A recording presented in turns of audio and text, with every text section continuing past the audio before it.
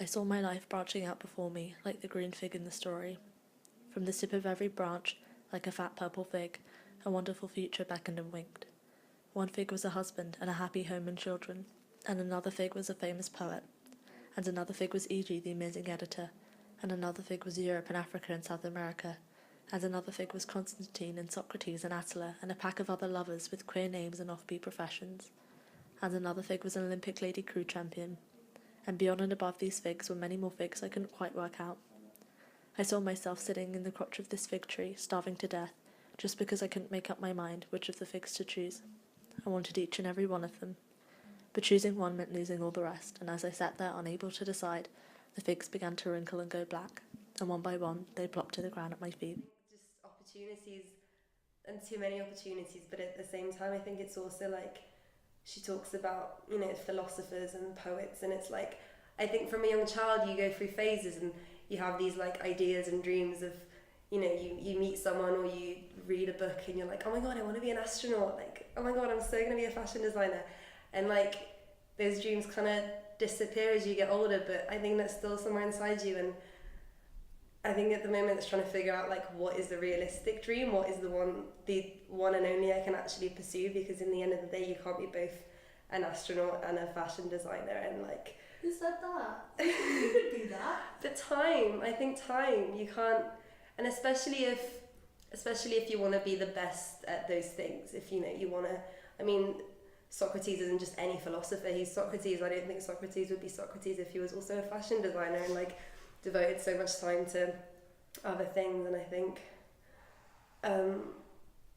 think also it's just being so undecided and like so frustrated about the amount of like choice available to you that you're too scared to reach for one in case it shuts the door like for any other option, and that means I guess you just end up like starving and losing all the options you had, which is a really sad thought.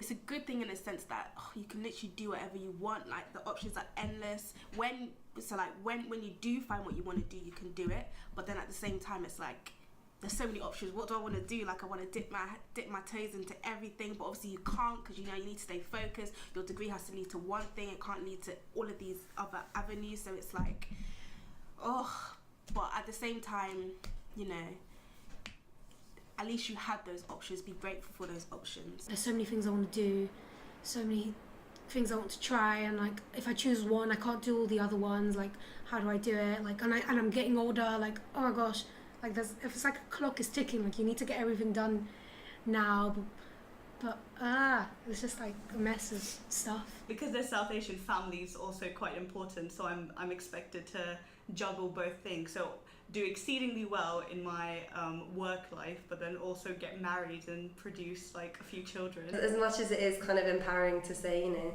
you can do anything, just have a dream and pursue it, and that's great. I think it's also scary because you need to figure out what that dream is, and yeah, it's a difficult one.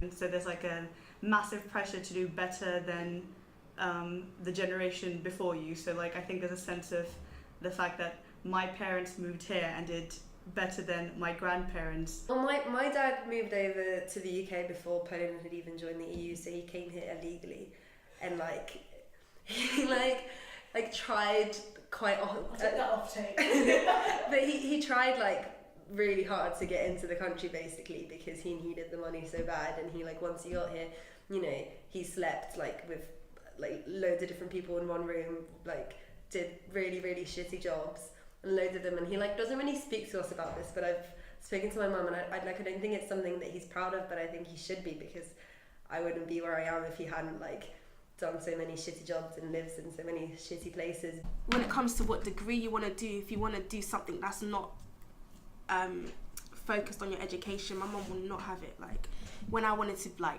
go into singing when I was younger, my mum was not having it. Like, she pushed me towards the education side of things. Even when I changed my A-levels, I started off doing maths, chemistry, philosophy and sociology.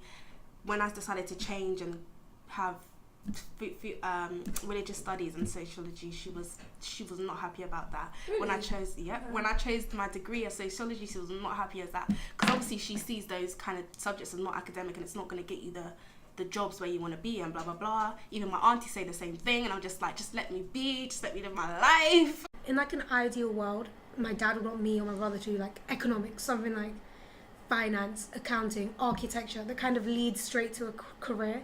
But he's not going to force us to do that because he knows that's not what we want to do. But at the same time, what we have chosen to do, it's like, you have to do well in this. Like, okay, you're not doing economics, you're not doing what I suggested you do, but if you're going to do politics or history or English, yeah, you're going to have to do really well in this, or like you're going to have to like lead somewhere with this, like sort of thing.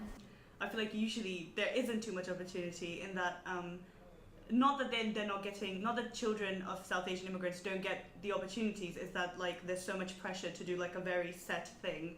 So like you're going to be expected to be a doctor or like a lawyer, maybe, that's still kind of fuzzy, but like an engineer, mostly doctor, okay? But no, you're right, like, I got to choose what I wanted to do, and it was quite confusing because there's such a pressure to be successful, but if I want to do what I want to do, there's not, I'm not necessarily going to be successful in my parents' eyes by doing history. Like they want like, I don't know, tangible evidence of success. There's more risk associated with me, as in like, okay, she can do what she wants because she kind of has her parents sort of like, everything's there for her already, so she could go like piss off and do 2 years like painting things because she can, but like I can't do that. Yes. I can't. Yes, exactly. I can't spend 2 years like faffing about, because then that's 2 years I'm not going to get back, and after those 2 years I'm not going to be able to be like, oh, it's okay, I can just join my dad's successful financial business or like get in touch with his contacts and get a fancy job. Like I can't do that. I'm going to have to be like, okay, I wasted 2 years, now what do I do? For me, it's not that they ever put that pressure on me, but that I feel guilty if I don't make the most of where I am, because they worked so hard to get me here, and I don't, like, sometimes I just have moments where I kind of realise and like appreciate, and I'm so grateful for everything that they did, because I can like compare myself to my cousins who, you know, are living in little villages in Poland and are probably going to stay there for the rest of their lives. It's just the struggle. Like, your mum did not come to this country, your mum did not work hard, do the job that she didn't want to do, for you to not do well and sit back and, you know, just sit at home and not do nothing. Your mum didn't go through the struggle for you to not, you know, sacrifice. She sacrificed a lot for you, and you're just going to sit at home and do nothing. No. That you have to sort of be the best at whatever you choose to do.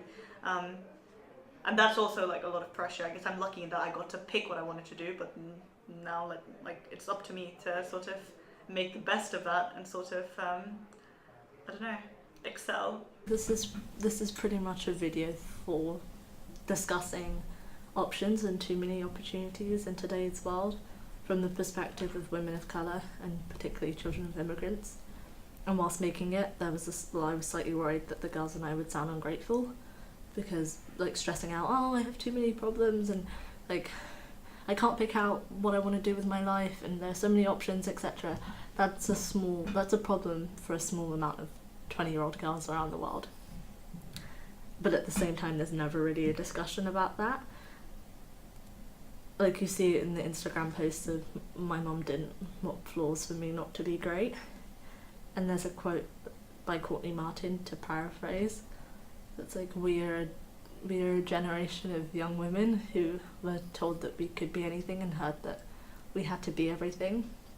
And I sort of like read that from the blessed burden that comes from being a child of immigrants and wanting to make a name for yourself and wanting to be successful and great, whatever those things mean, but at the same time being fully aware of the risks that your family took to get here.